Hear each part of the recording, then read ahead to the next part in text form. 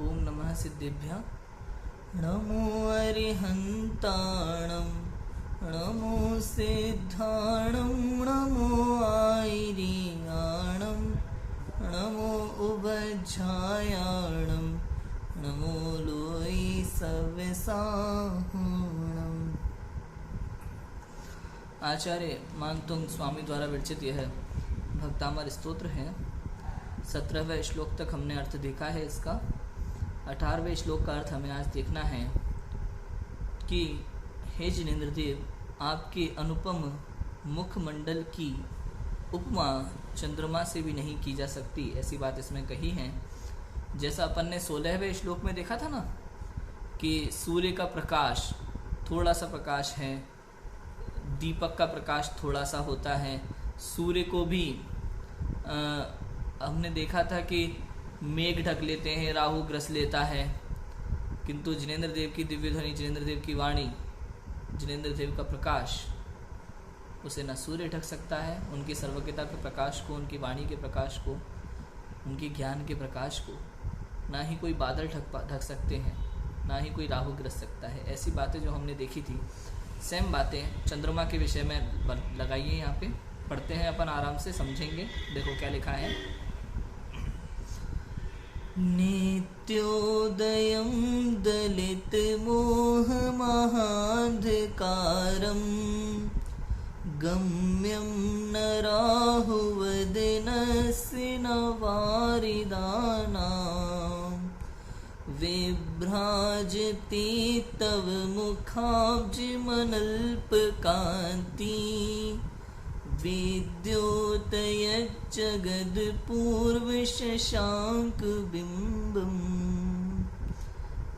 देखो क्या लिखा है। नित्योदयम अर्थात नित्य उदित होने वाला, नित्य जो उदित होता है। दलित मोह महांधकारम, मोह रूपी महाअंधकार का अंत करने वाला। गम्यम न राहु वदनस्य न वारिदानाम, अर्थात न जिसे राहु ग्रहण कर सकता है, मुंह में ग्रस सकता है, ना ही जिसे वारिदानाम, वारिदानाम का अर्थ होता है मेघ, ना ही मेघों द्वारा वह छिपाया जा सकता है। ऐसा विभ्राजते, विभ्राजते तब मुखाब्ज मनल्प कांति। क्या लिखा है। विभ्राजते तब मुखाब्ज, कि आपका मुख कमल मनल्प कांति, मनल्प कांति अर्थात अधिक कांति वाला है। मनल्प माँ तो आ जाता है इधर, मुखाब्जम इधर आ जाता है माँ, और अनल्प कांति, अनल्प कांति का अर्थ होता है अधिक कांति वाला। अनअल्प, अनअल्प माने अल्प कांति वाला नहीं, अर्थात अधिक कांति वाला। इस तरह से इसका अर्थ निकलेगा। और लिखा है देखो, विद्योतयज जगत पूर्व शशांक बिंबम। विद्योतयज, विद्योतयज का अर्थ क्या होता है कि प्रकाशित करने वाला। जगत पूर्व शशांक बिंबम अर्थात समस्त संसार को अपूर्व चंद्रमंडल की तरह, चंद्रमंडल की तरह विभ्राजते, शोभित होता है, ऐसा शोभित होता है। देखो श्लोकार्थ। हे जिनेंद्र देव, आपका मुख कमल चंद्रमा से भी अधिक विलक्षण है, क्योंकि चंद्रमा तो केवल रात्रि में ही उदित होता है, पर आपका मुख चंद्र सदा ही उदित रहता है। नित्योदयम, सदा उदित रहने वाले। चंद्रमा सिर्फ साधारण अंधकार को नष्ट करता है, किंतु आप दलित मोह महाअंधकार, मोह रूपी महाअंधकार को, अज्ञान रूपी महाअंधकार को नष्ट करते हैं। चंद्रमा को राहु ग्रस लेता है, बादल अपनी ओट में छिपा लेते हैं, पर आपको ग्रसने वाला या ढकने वाला इस संसार में कोई भी नहीं है। चंद्रमा मात्र मध्य लोक को प्रकाशित करता है, किंतु आप तीनों लोकों को प्रकाशित करते हैं। चंद्रमा की कांति तो कृष्ण पक्ष में घट जाती है, पर आपके मुख चंद्र की कांति सदा समान रूप से दैदीप्यमान रहती है। देखो 18वें नंबर के इस श्लोक में सीधी सिंपल सी बात कही है कि हे जिनेंद्र देव, आपके मुखमंडल की उपमा चंद्रमा से भी नहीं की जा सकती। क्यों?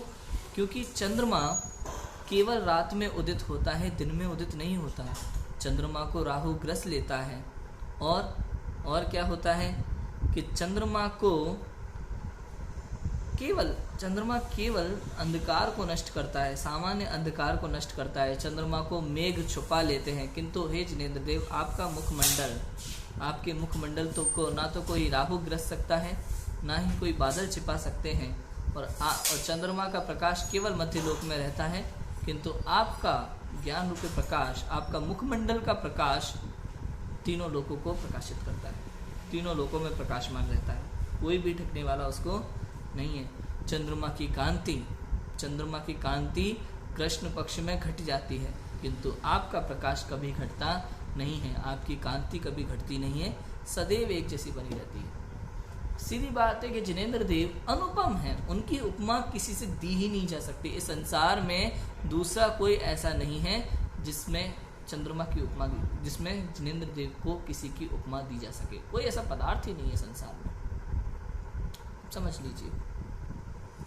लिखा ना पहले किसी श्लोक में आचार्य देव ने लिखा है, मानतुंग स्वामी ने, आया है पहले, क्या आया है कि वे परमाणु उतने ही थे जिनसे आपकी शरीर की रचना हुई है, इस परमोदारिक शरीर की रचना हुई है, और है ही नहीं। यदि होते तो कोई और आपके जैसा होता, किसी और से फिर उपमा दी जा सकती थी भगवान की, लेकिन ऐसा कोई है ही नहीं कि उपमा दी जा सके, इसलिए अनुपम है भगवान। समझ आया?